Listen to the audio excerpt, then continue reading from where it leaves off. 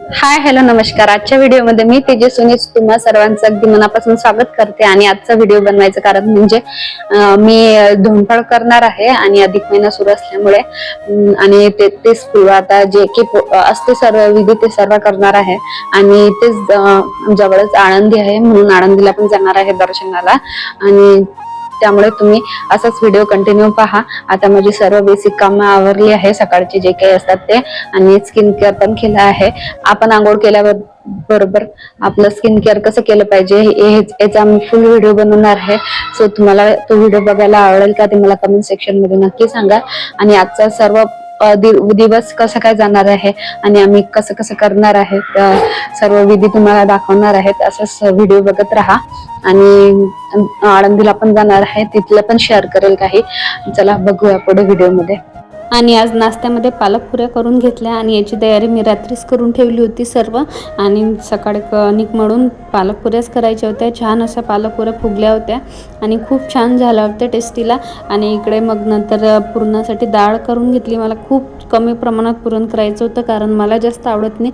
श्रीजित पण गोड खात नाही, फक्त त्याचे पप्पा खाते, पण त्यांच्या एकट्यासाठी तेवढं होऊन जाईल म्हणून तेवढं केलं. पुरणाचा कुकर लावून घेतला, नंतर मग बाकीचा स्वयंपाक करून घेतला. तिथपर्यंत बाकी पुरण पण खूप म्हणजे चांगलं शिजलं होतं. त्यातलं वेस्टेड पाणी काढून टाकलं आणि त्यामध्ये साखर टाकली.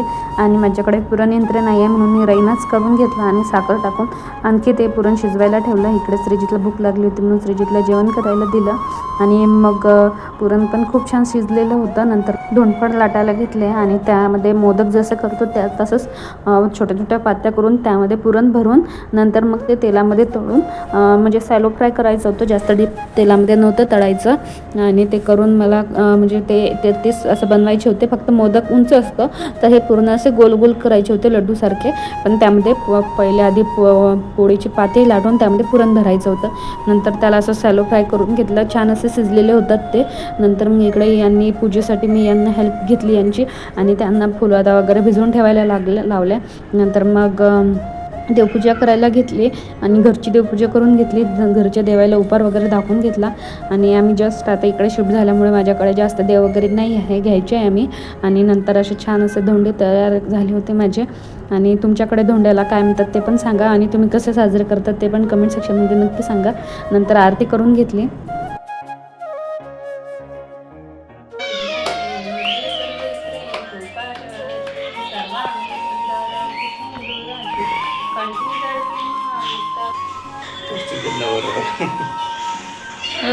खा खा ना. आणि आता निघणार आहे आम्ही आळंदीसाठी. छान असा ड्रेस वेअर केला मी आणि घरची पूजा वगैरे सगळं आता आवरलंय घरचं. आता आळंदीत जाऊ, बघू आता तिथे किती गर्दी येतं. सायंकाळी गर्दी राहते म्हणून आता दुपारीच चाललो आम्ही. दर्शन होते का तर चला बघू पुढे व्हिडिओमध्ये.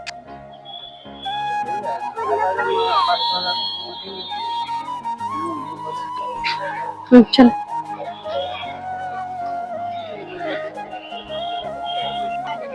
पकडा हे तुम्ही.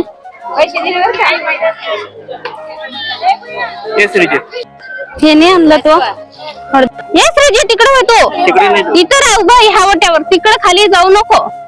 अरे थांब ना, इतर आहे ना.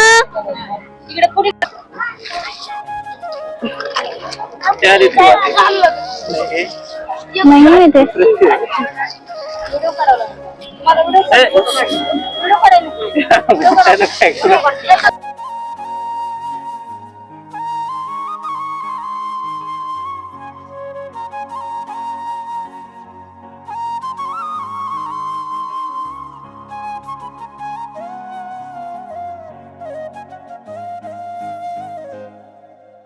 इकडे काढ जा.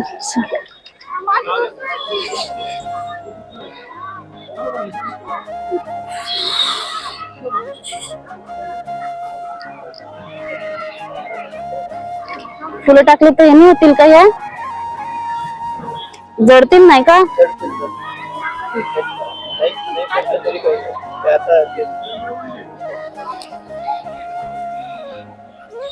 सुजित नमस्कार कर.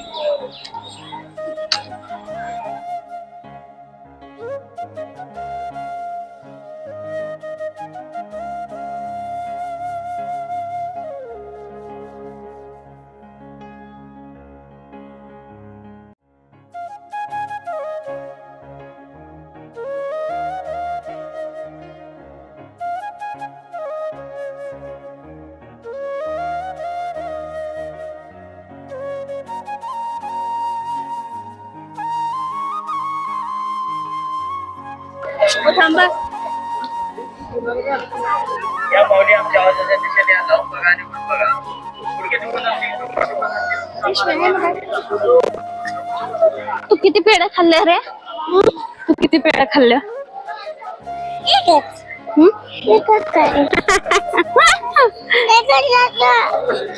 थांब नाही बघ, पेढ्याचं दुकान तर पेढ्याचं.